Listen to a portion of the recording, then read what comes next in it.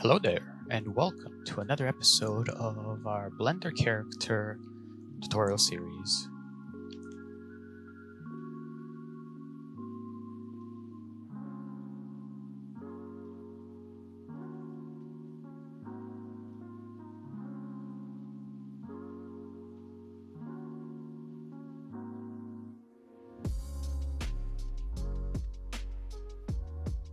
We'll be continuing where we left off, doing some more sculpting here,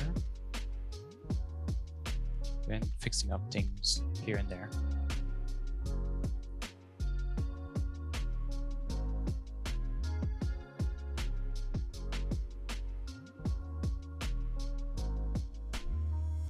Another tip I can give you guys is that it's not really recommended that you do multi-resolution sculpting here while the character is still in the T-pose. It's not really necessarily bad if you do it this way. As you can see here, I'm doing it. But you're gonna have actually less trouble if you pose the character first, you rig it and then pose it. And then while the character is in the pose that you've made, then you start doing the multi-resolution sculpting. A couple of reasons for doing it this way is, first of all, you're gonna get better and more accurate sculpting results when the character is in the actual pose. For example, let's say that the character has his or her arms like folded or crossed, and maybe the outfit they're wearing is kind of baggy.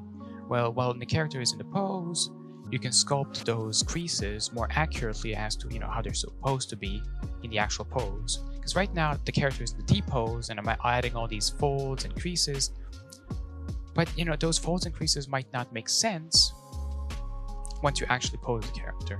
Now, as I said, it's not necessarily bad if you do it the way I'm doing it here. It's just that if you want less trouble and more accurate results, then pose the character first and then activate the multi-resolution modifier and sculpt the detail.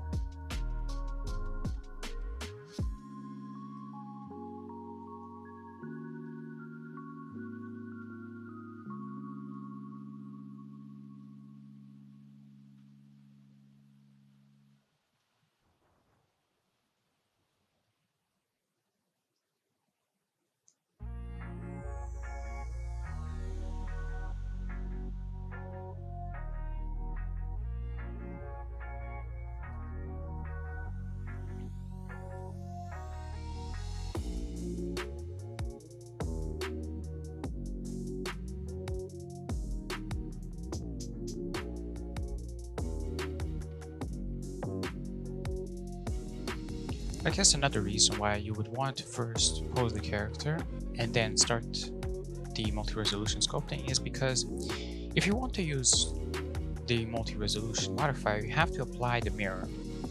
And by applying the mirror, you also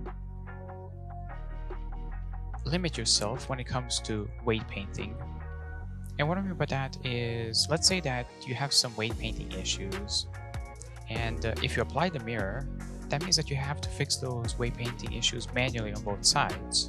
Whereas, if you still had the mirror modifier, you would just have to do it on one side and it would automatically apply those weights to the other side.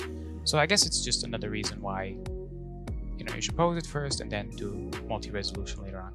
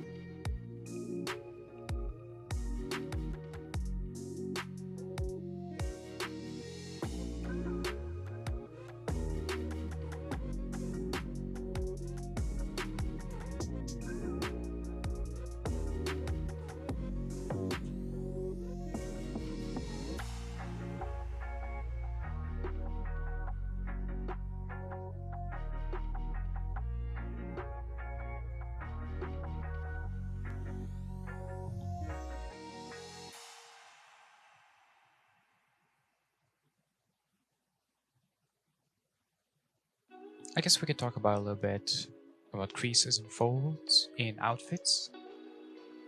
Believe it or not, there's actually proper theory, and there's some classes in schools and colleges that are literally they're specifically made just for creases in clothing and folds, just the outfit, clothing detail in general.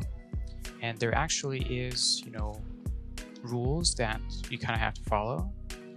Now, as you can see here, I'm very still beginner when it comes to this specific area. But yeah, you can't just willy-nilly, place creases here and there. There's actual locations that they're supposed to be, and certain areas where you shouldn't put any creases. I would love to, give you more tips and tricks, but it all really depends on the actual outfit itself. And unfortunately, I would say that this is probably the part of 3D where there's not a lot of information on YouTube and stuff like that. It's not a lot of people really make content like that, and it's also very case by case sensitive, I guess.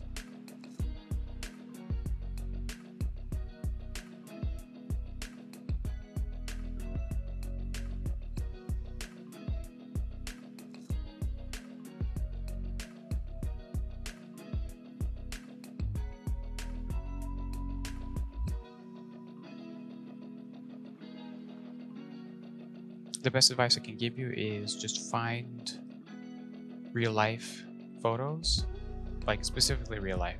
Don't watch some other don't look at other people's 3D characters. I mean, you could, but you're gonna get better results if you go actually and grab some real life references, because those are gonna be obviously the best.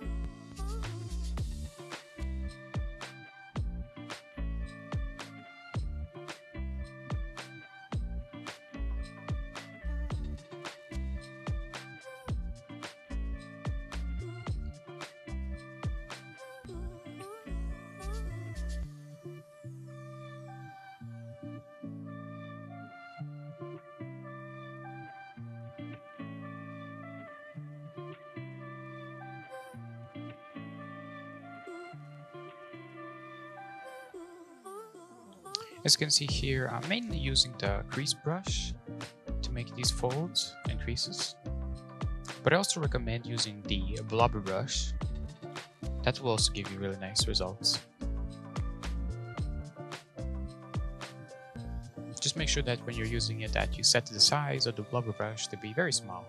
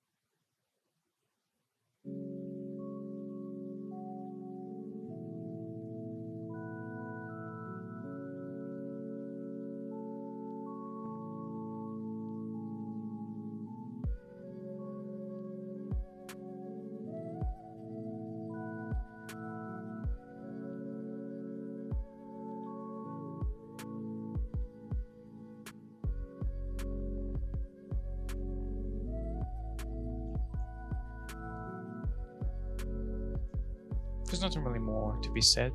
Just keep adding those creases where you have some baggy parts, for example, the sleeves. And you also can add creases with the seams of the outfit. And just generally, the third place where you want to add seam or creases is where you have areas that are pulling, like near the armpits. And then everything else should be mainly just, smooth.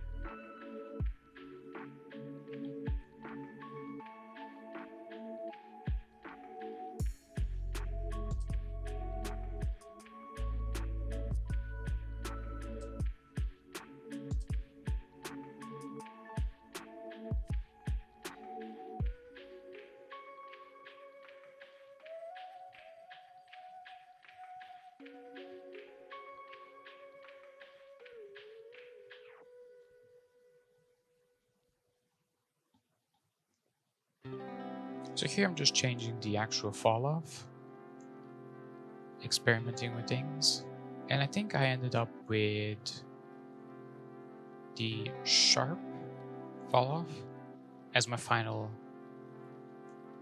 choice.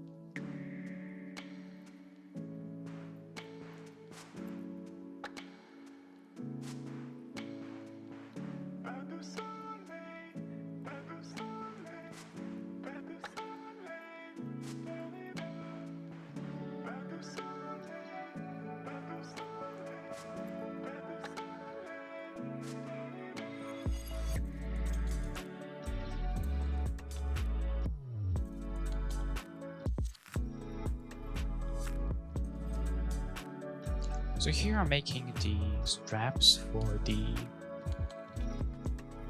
top jacket, and this is basically how you make custom shaped curves. So first you create like a circle curve, you give it a shape. In this case it's like a rectangle. The way you get a rectangle is you change the vertex points to be vectors, and then you scale it down. Then you grab a path here, bevel it to be the same object as the circle curve, and that way you get custom shaped curves.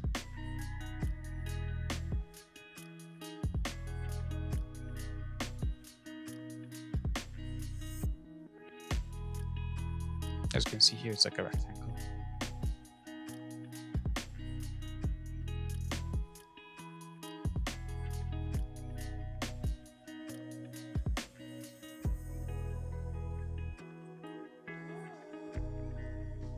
And surprisingly, there's a lot of uses for that feature. Lots of very useful things you can make with it.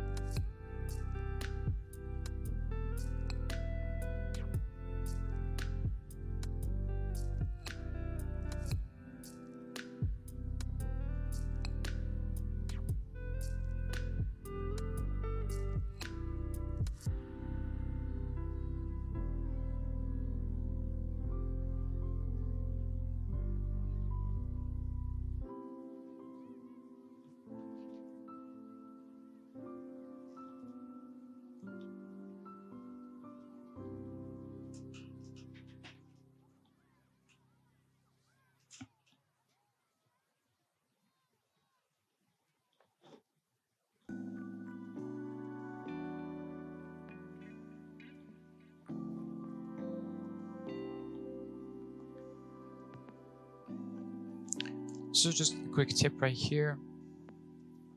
You saw that I already had the multi-resolution modifier, enabled.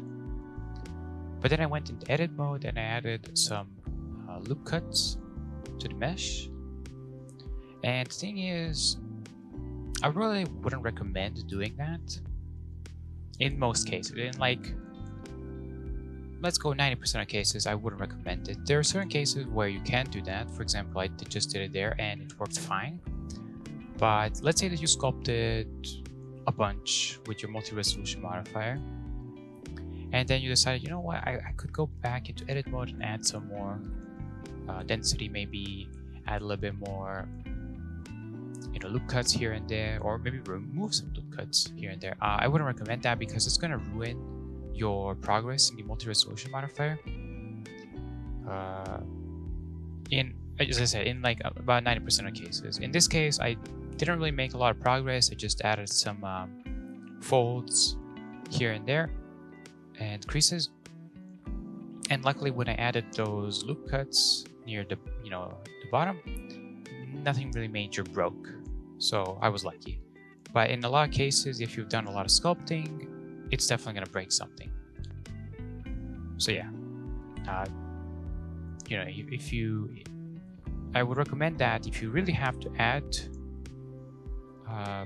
more, if you have to change the topology, add some loops or delete some loops, I recommend that you remove the multi-resolution modifier. Now, granted, if you did a lot of work, well, then you would have to remove all that work. But it all depends really what your priorities are.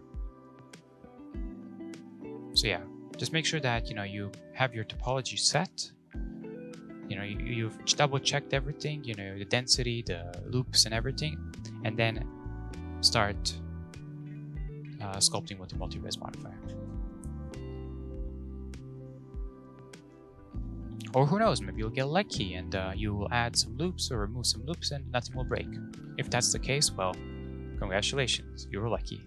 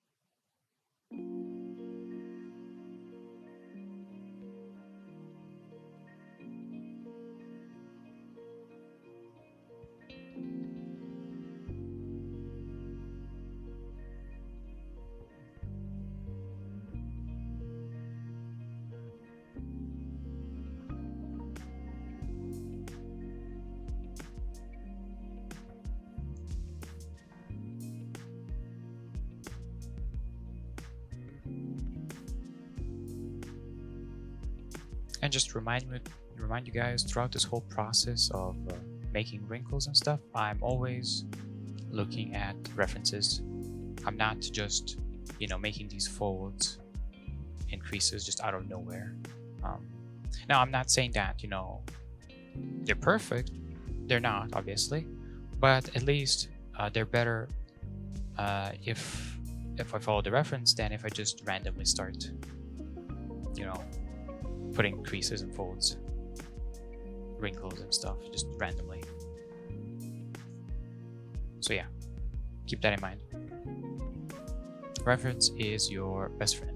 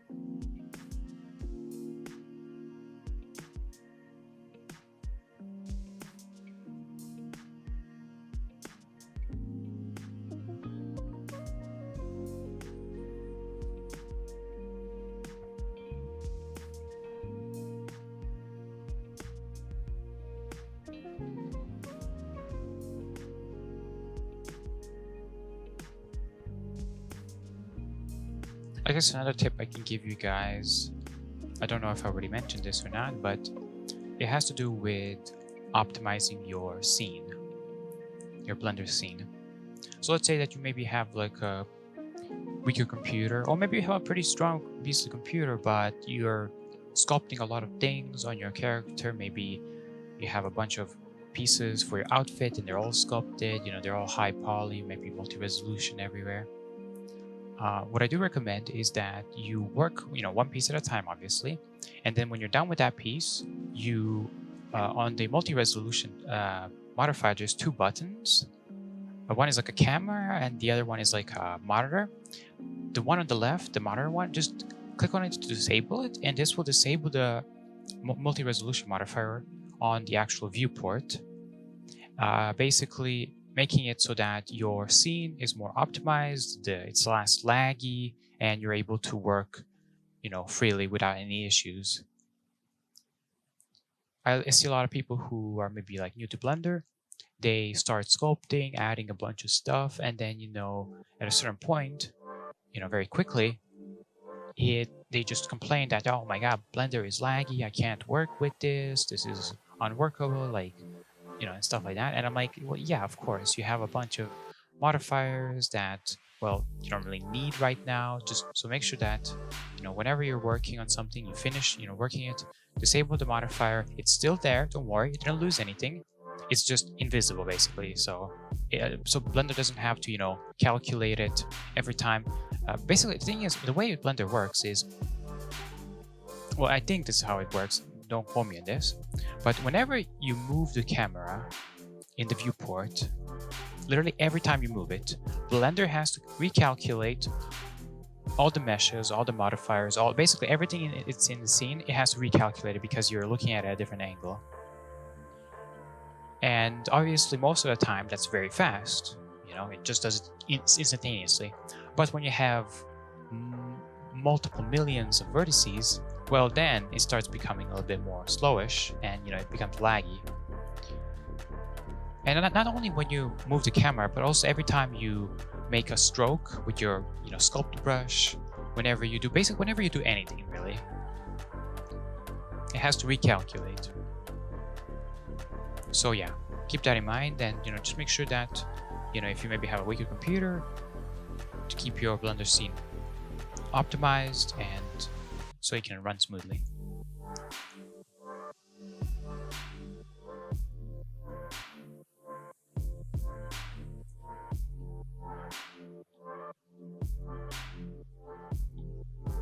Because there's no need for me to see all the sculpting I've done on the jacket and the top of bra, because, well, I've already sculpted it. I don't need to see it. It's looking decent. I'm gonna move on to the pants, and I'm just gonna disable it. So yeah, and don't worry, I guess I should probably say that, don't worry, it's gonna still be seen in the final render because we only disabled it in the viewport. The blue box, the camera box next to the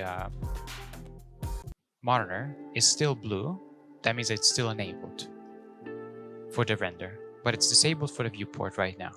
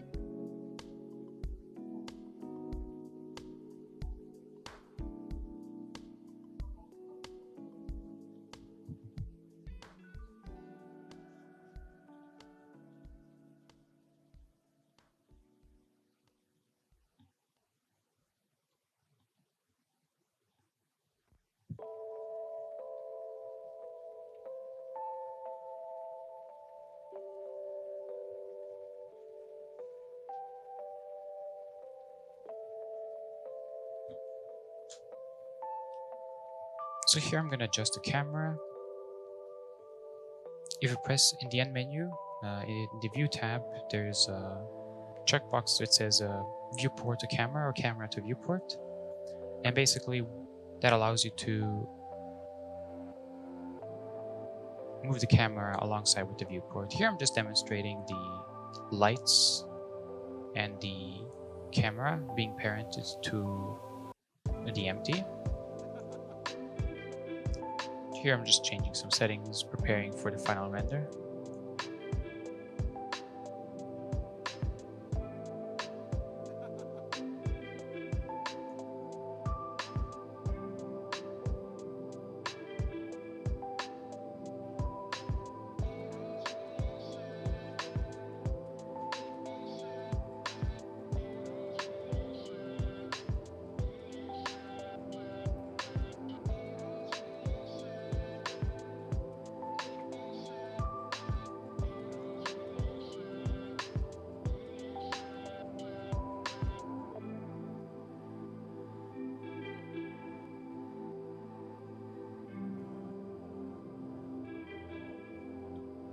Okay, here comes the rigging part. I see a lot of people either hating or disliking rigging because, you know, it's tedious, annoying. And while I agree that it's definitely not the most fun part, for sure, if you're only doing like renderings or simple stuff like simple animations, simple renderings for characters like this, then rigging doesn't actually necessarily have to be that hard. You don't have to weight paint stuff perfectly. You can fix all those kinds of problems with sculpting. So here I just scaled up the skeleton in object mode. I made sure that it was in object mode, then I scaled it up, and then I applied all the transforms. And now I'm in edit mode here, moving things around. I recommend that you first, go group by group. You can click on each group here on the right by selecting the group and then moving those bones in that group. Make sure that you enable symmetry in the top right corner. There's like an X that you need to click on to enable symmetry.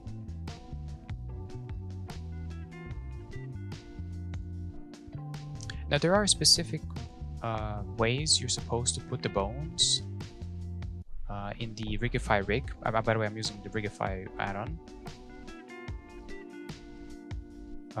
If you're more interested, where the bones are supposed to be placed, make sure that you consult the Rigify documentation wiki. And here I'm using the the snap to volume setting. You can see there. And it basically does what it says on the box. It snaps to the center of the volume.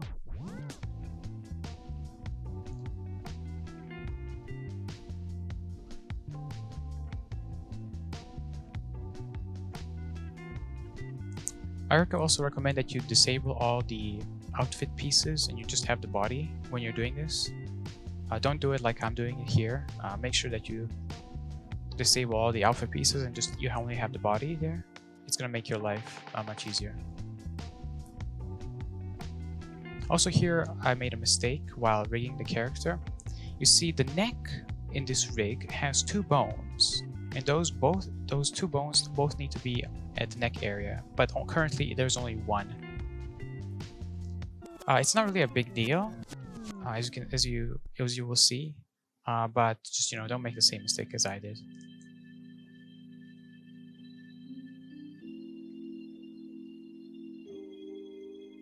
So once again, here I'm using the snap to volume to position the bones. Very useful tool. And as you can see here, the other arm has automatically been placed.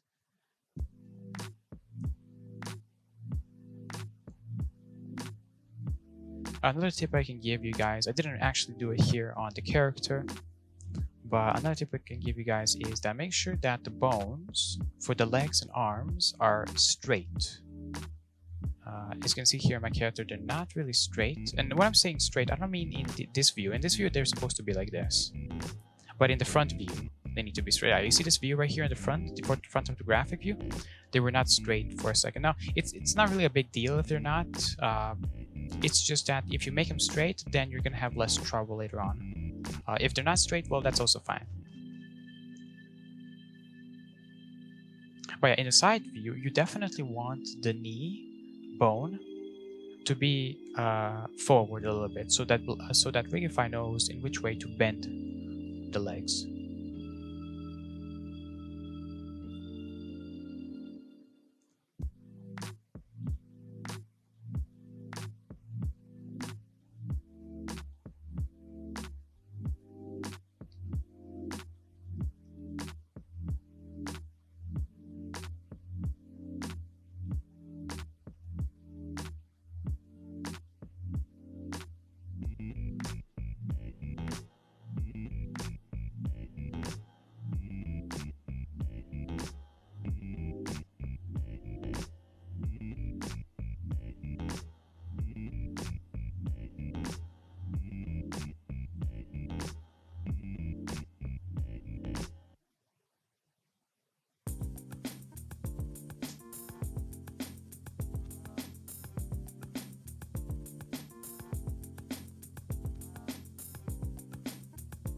Alright, and one more thing is make sure that when you're moving the bones, for example the finger bones right here, that they all stay connected. As you saw there just for a second, I accidentally selected one of the bones and disconnected it. And if you don't fix that immediately, basically I just went undo. If you don't fix that immediately, then Blender is going to give you an error, and it will not allow you to generate the actual rig, because this is currently the meta rig. The meta rig is basically your, let's say, like your base shape. You basically position the bones where they need to be, and then you generate the actual rig, which you use later on to pose the character.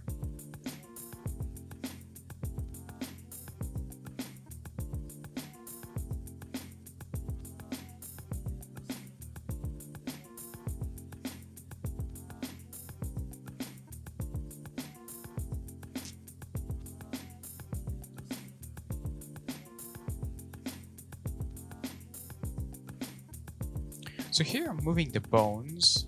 I've selected a couple of bones, as you can see here on each finger, and I'm moving them a little bit to the front, I guess, of the hand, so that Rigify knows in which way the fingers are supposed to bend. Because if you don't do this, there's a possibility that Rigify will think that the fingers are supposed to bend in the opposite way. So instead of bending normally as the fingers are supposed to bend, they're gonna do basically reversed. And nobody wants that for sure. Unless you're going for some creepy stuff, I guess. Sure.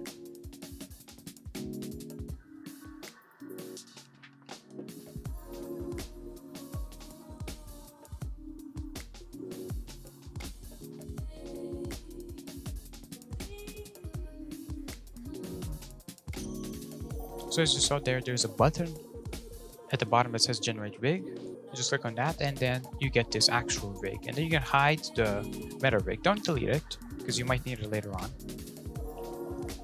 Alright, you just hide it, and then you can parent stuff to the actual rig.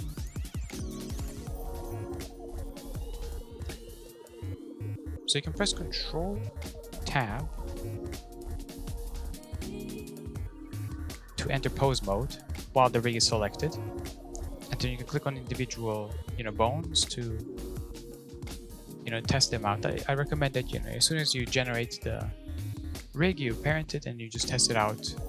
A couple of things I recommend is obviously IK for the arms and legs, and then the actual fingers themselves.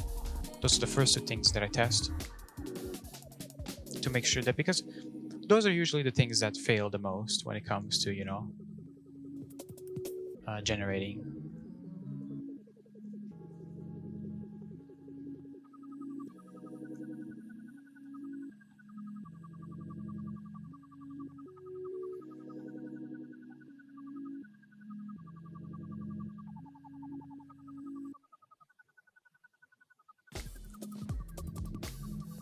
Now let's talk about shrink wrap.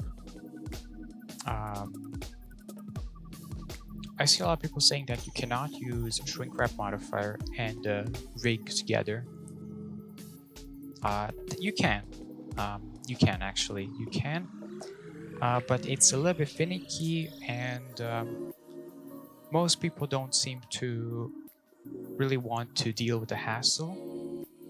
My recommendation is that you first place the rig modifier above the shrink wrap modifier, and that usually fixes 90% of the problems when it comes to a shrink wrap slash rig,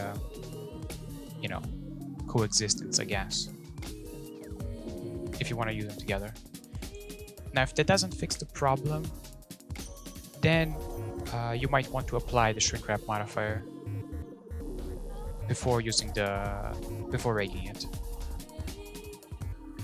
Sometimes, depending on the mood, sometimes I use them both together, sometimes I apply the shrink wrap. Lately, I've been applying the shrink wrap because I don't really want to deal with the hassle, but they can 100% be used together. So here, I don't know if I showed this in the video or not, but I added my logo on the actual the top and the jacket. But don't worry, I'm not going to actually be using it for the final render because along the way it gets broken because it wasn't really meant to be used for this case scenario. So basically I just ended up deleting it and making a new logo.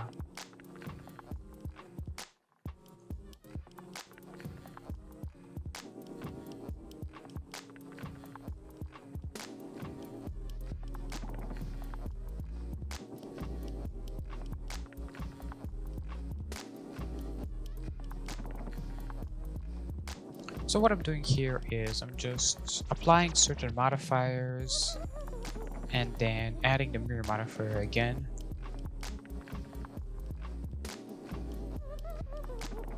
Just so I can, fix things here and there before we start posing the character.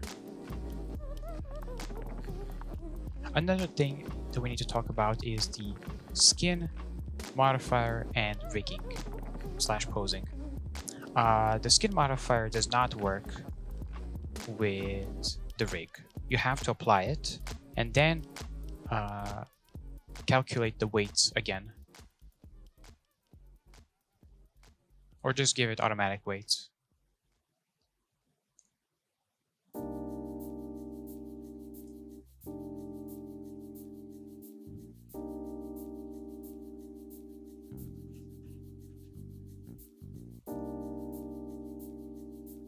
The thing is, you don't have to apply all the modifiers. Modifiers like solidify and subdivide surface, I should say. Usually you don't need to apply those. Those can just chill. And obviously the mirror modifier is also, you can just chill with that as well. There's mainly shrink wrap and skin modifier. And there are others as well. But for example, like the mask modifier, you can just leave that be. And there are others as well that you can just leave and not have to worry about.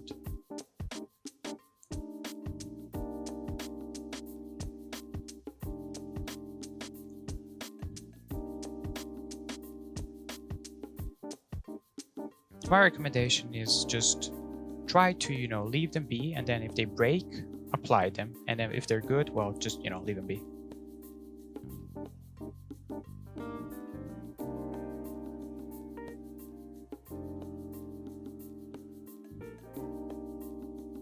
So here I'm just doing further testing to see if there are any problem. As you can see here, the border for the top which has the shrink, which I think still has the skin modifier, or maybe I already applied it,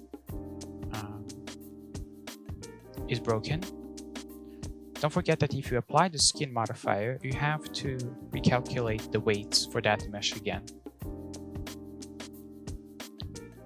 Because just applying the modifier will not fix the problem.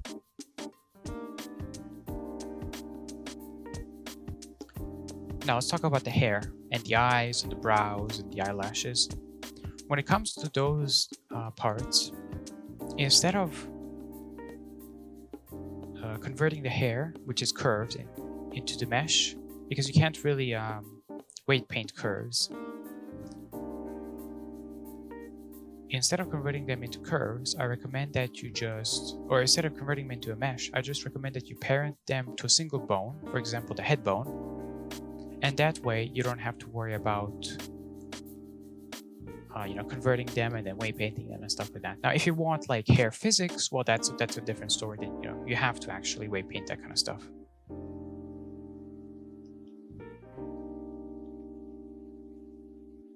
Although there might be a way to use a cage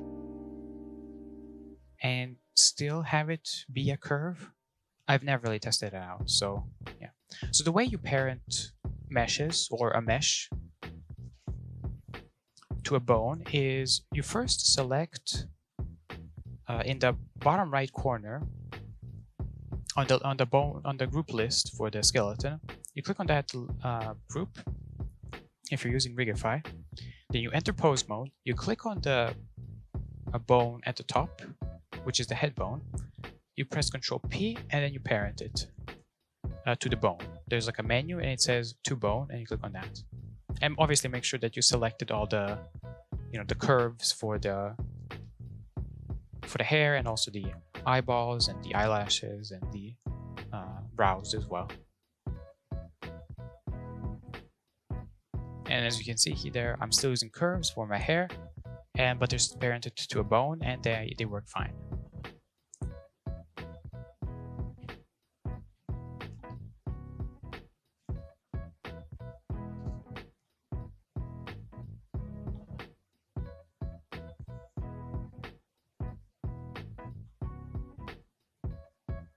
So these shoes have a lot of modifiers on them, and they also have a lot of meshes. Basically, each one of these things that you see in front of you, they're all its own separated mesh. Because I tried to make it modular, I didn't want to combine them all together.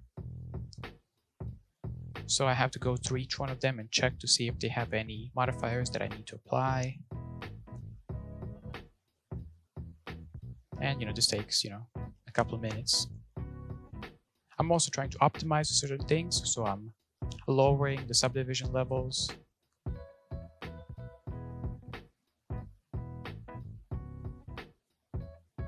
And so on and so forth.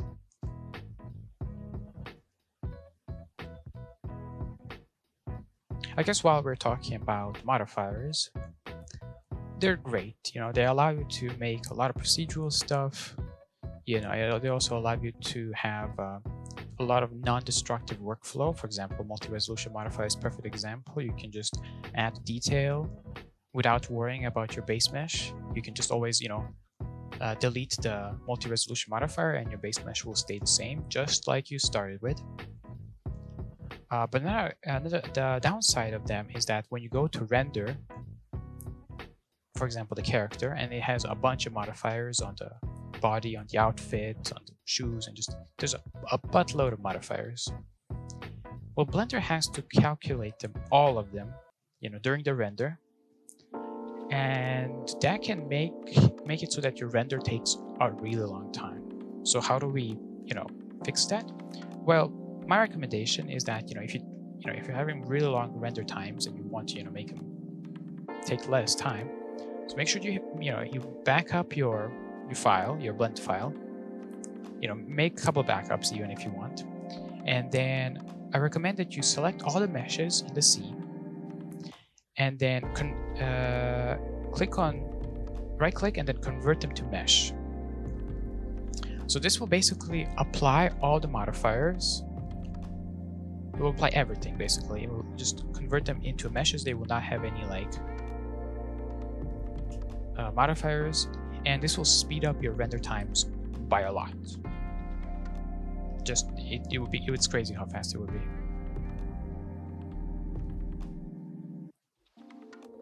So here I'm just once again optimizing certain things, lowering the subdivision levels.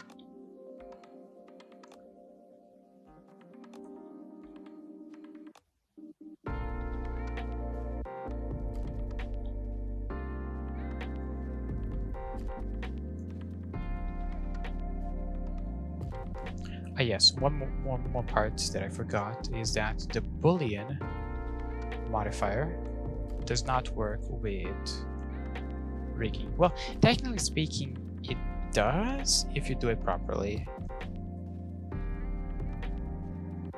But I think it's just better for you to apply it and then make sure that once you apply it, just like with the skin modifier, you have to recalculate the weights again.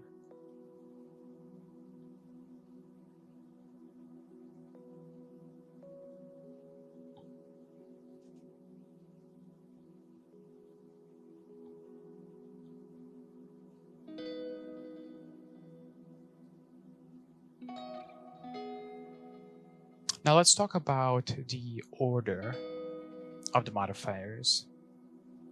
Obviously, if you move certain modifiers above and below, that changes the look of the mesh. You probably you've messed around with those. Like for example, the most classic one is like if you put subdivision below solidify or after solidify, it changes the way the mesh looks. One order, I guess, one thing I would give you guys is that when you're rigging, when you're posing the character, and it's lagging a lot, like it's super laggy, and you're like, why is it laggy so much? It's probably because the rig modifier is at the bottom of the modifier stack. And my recommendation is that you move it at the top, well, near the top, I should say. Your number 1 should be your mirror modifier, and then number 2 should be your rig modifier, your armature modifier. And then everything else is below that. And that will speed up your posing by a lot.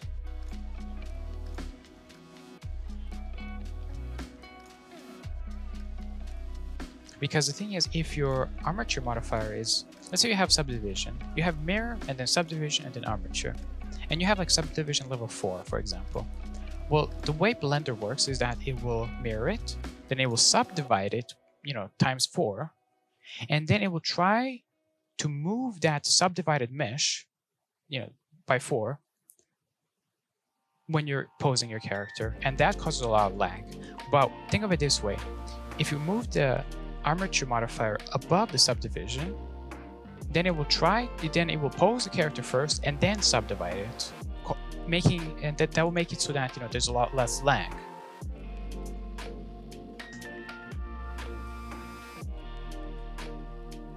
Another way to speed up your posing is to just disable the subdivision modifier in the viewport while you're posing. Just disable it temporarily, pose the character, and then enable it. This will save you so much hassle, trust me.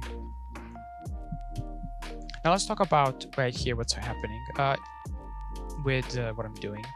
It's a classic case of just bad weight painting and also certain other problems.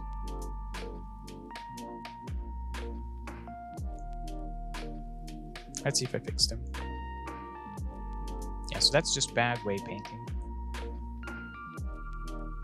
Basically what I'm doing is I'm using the automatic weight painting feature that Blender has. You just, when you parent it to the rig, you just click with automatic weights and Blender just automatically weight paints it. And in 95% of the times, it just works flawlessly. But in certain areas like, with certain things like, for example, legs like here, or the boobas, or near the armpit, usually those are the areas that you need to do some fixing.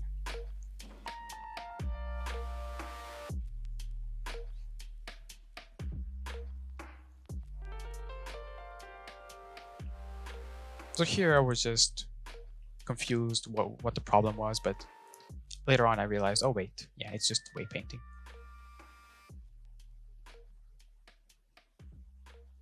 So because I'm using the mirror modifier, you can only weight paint on one side of the mesh. So for example, you see here I'm trying to weight paint on the left side, it's not allowing. You can only weight paint on the right side. And here I just realized, oh yeah, this is how you do it. And now I'm trying to fix it here. So as you can see here, I'm removing the bad weight painting, because the weight painting, basically the right foot has weight painting on the left foot, and that's bad. So we're just trying to remove that. So I'm just trying to very slowly remove that kind of stuff.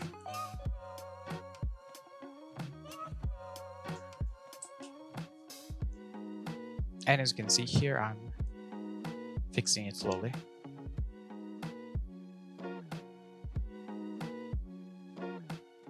And there you go. Now as you can see here, there's like a floating line.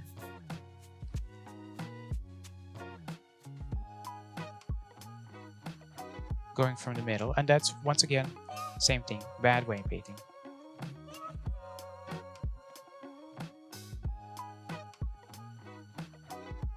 Well, in this specific case, it wasn't that the weight painting was bad. It was that there was actually no weight painting. Like this one specific area, you can see there, in the middle, had no weight painting.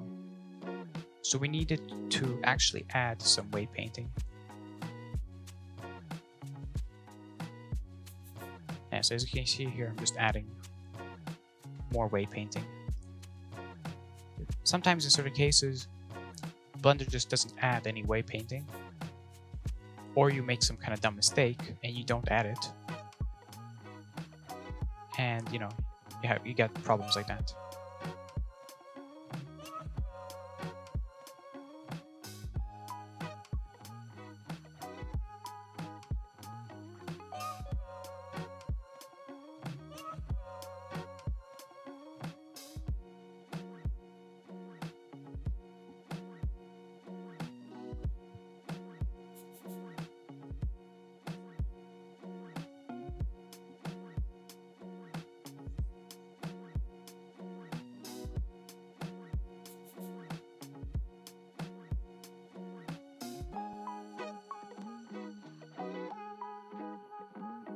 As you can see here, there's no floaty line, so it seems pretty good.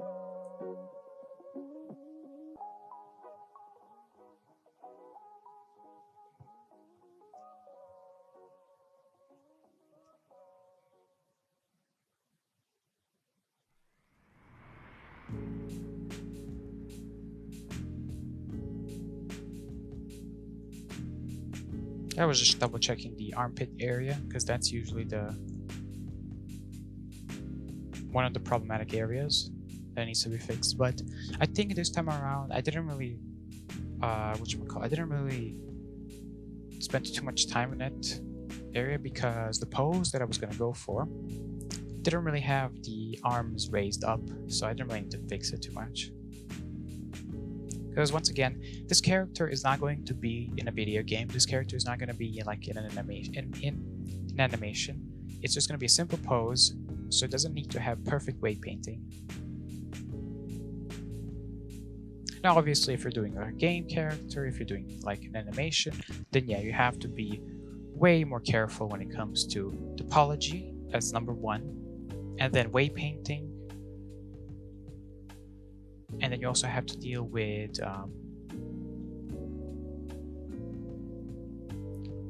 you have to basically create like specific conditions where, you know, let's say that you move your arm like forward or backwards. You have specific like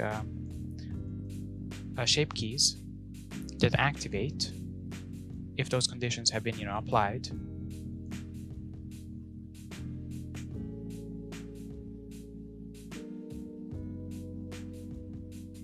So you have like nice deformations.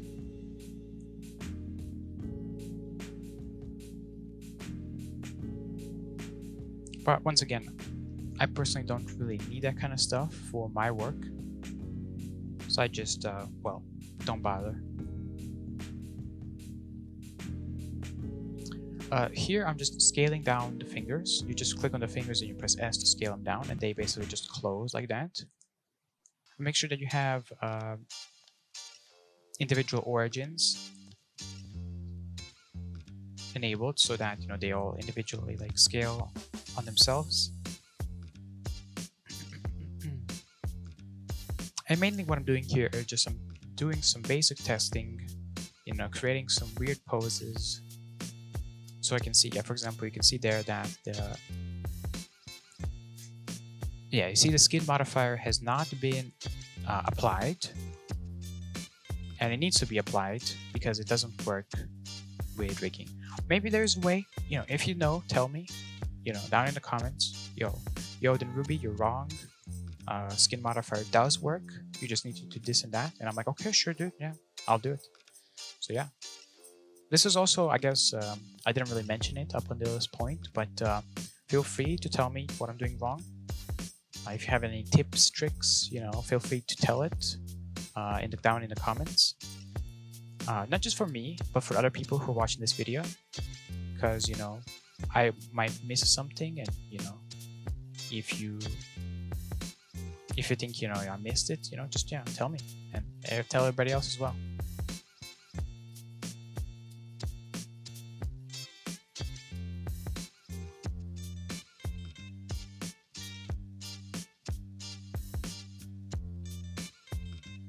Now here I made a dumb mistake. You see there that I applied, or I connected, I parented the outline for the top while the character was in a pose. Never do that. Always make sure that you parent the mesh to the rig in your default T-pose mode.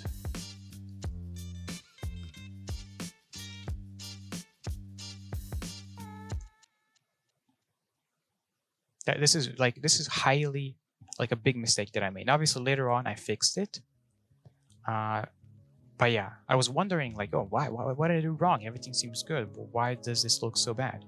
Well, that's because once again, you need to do it in the T-pose. So I think I'm gonna do it now. Come on, there we go. I think I'm doing it now in the T-pose. Yeah, and now you see that once I go into pose mode in just a second, everything works fine. Yeah, there you see. Now it's not perfect. There are certain parts that are, not perfect, but it's way better than before.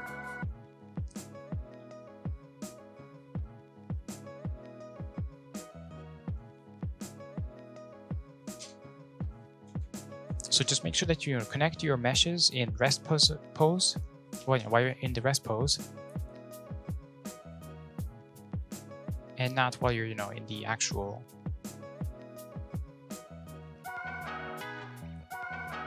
some stupid pose that you made.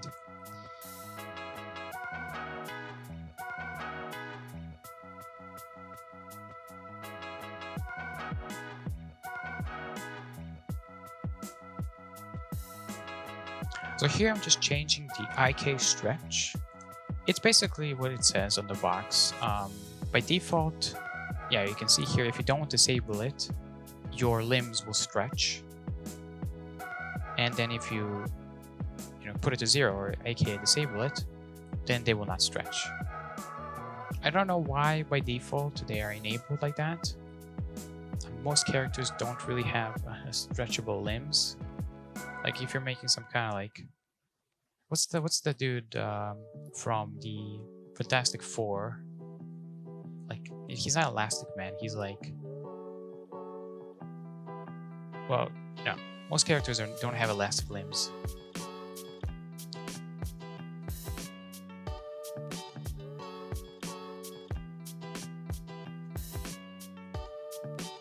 So here, I think I'm just starting to, pose the character.